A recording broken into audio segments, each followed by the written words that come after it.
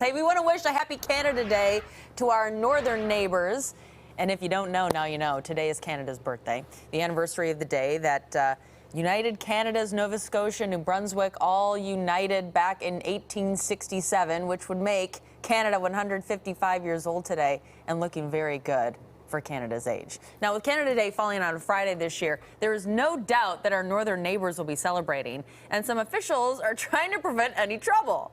The capital city, Ottawa, just put out a list of increased fines that have some people shaking their heads online right now. Yeah, so take a look at this. Unusual noise, shouting, urination, or defecation on a road or sidewalk. Don't do that. Don't do that. Encumbering a highway and idling, all worth a fine of $1,000, which comes out to about 770 US bucks. I gotta be honest. I spent a Canada Day in Ottawa a few years ago, and there was a lot of unusual noises.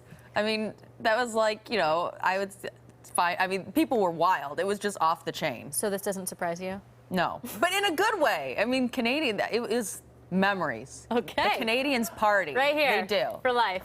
For life. I mean, it was great. I mean, it was joyous. It was awesome. So, happy Canada Day. Thanks so much for joining us here on Good Day Seattle.